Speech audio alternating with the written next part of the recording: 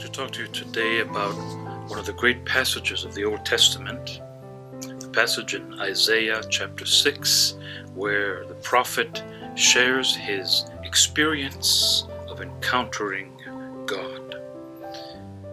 What we must understand first of all is that this is not a unique and only for a special person type of experience.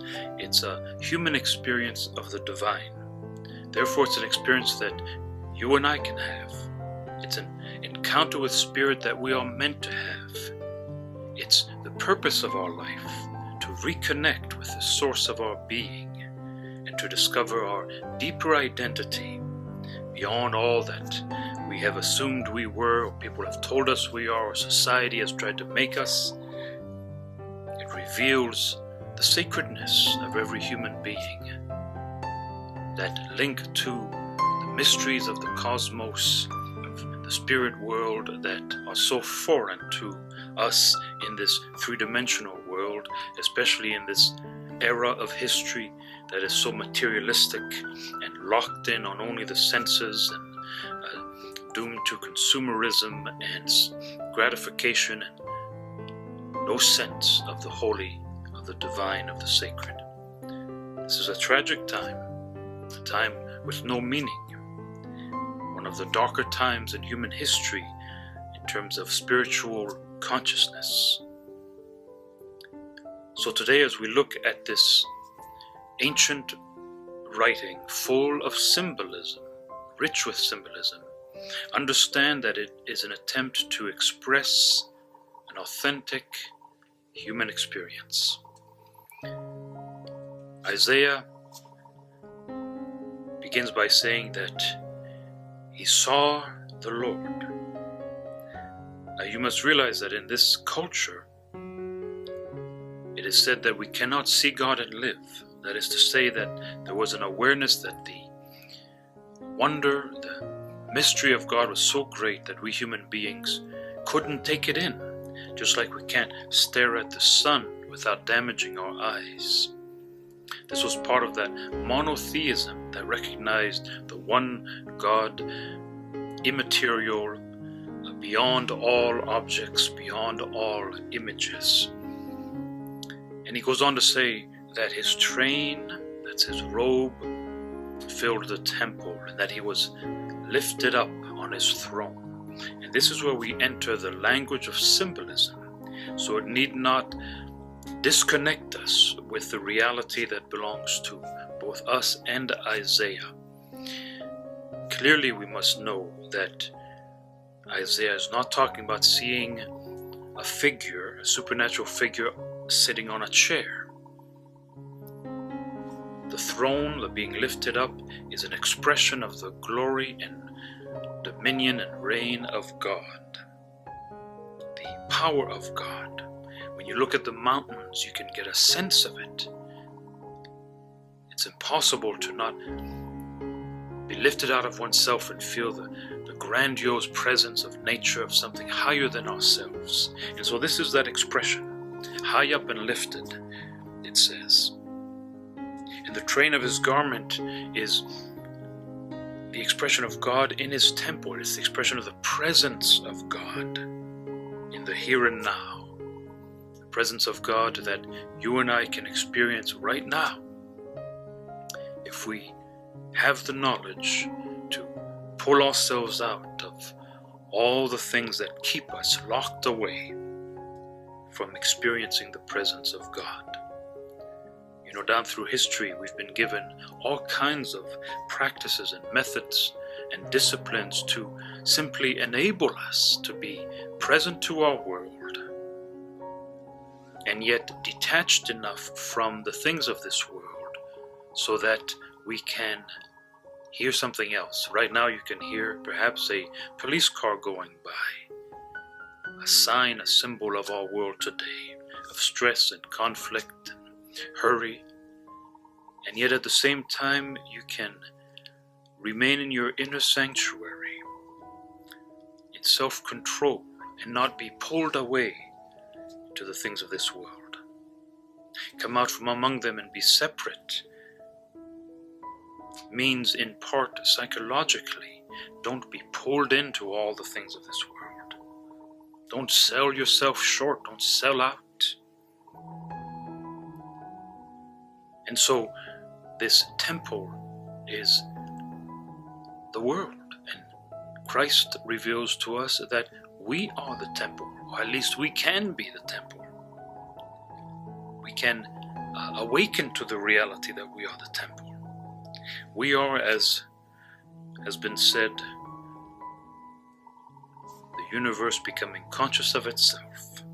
Think about that.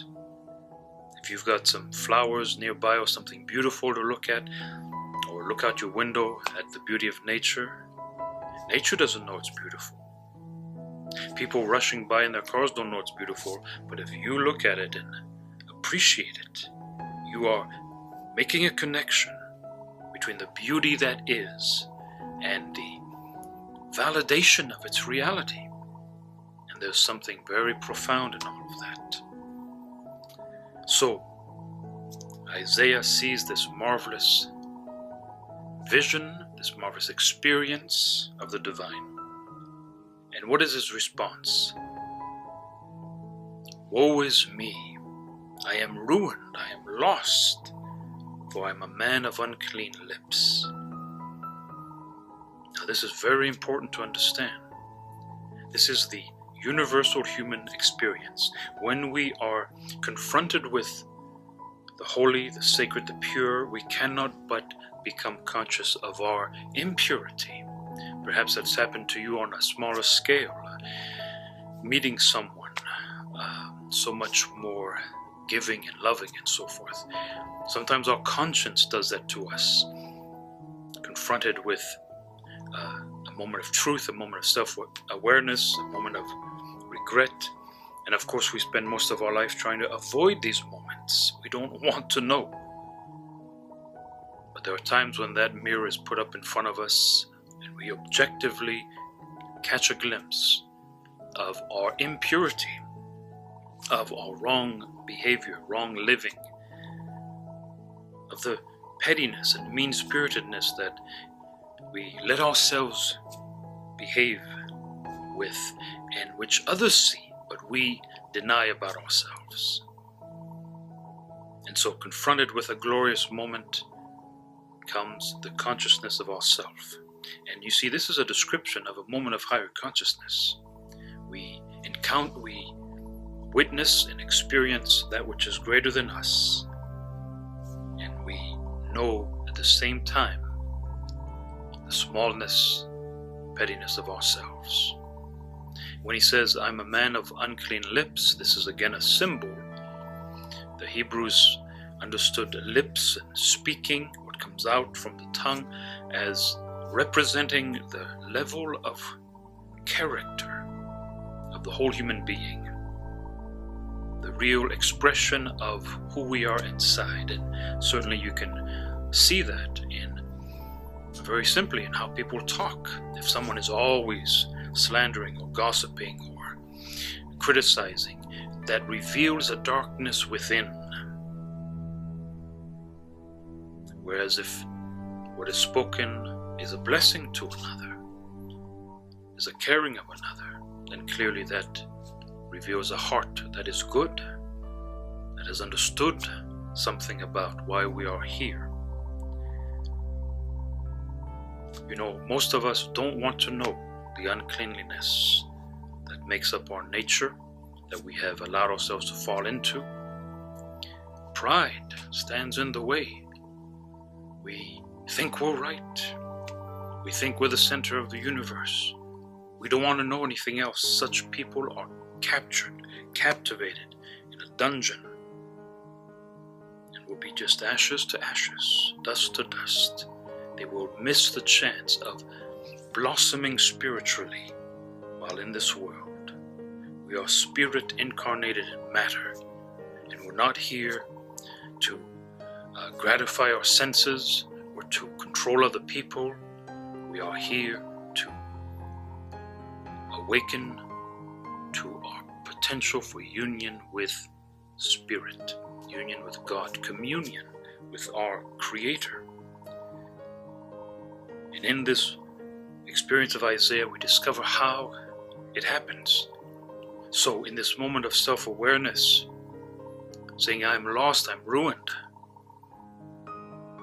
we find that one of the seraphims surrounding the holy takes a hot coal from the altar and flies over to poor Isaiah, poor you and me, in our need for forgiveness and for cleansing, and touches our lips.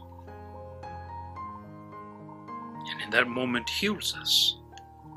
And surely you can see the glorious poetic symbolism of this. We are cleansed, we are purified with fire. Fire both purifies and destroys. And that tells us something of the character of spirit. When we move into the spiritual life, there are things that must be left behind, that must be destroyed. The self-love and selfishness that is so infantile and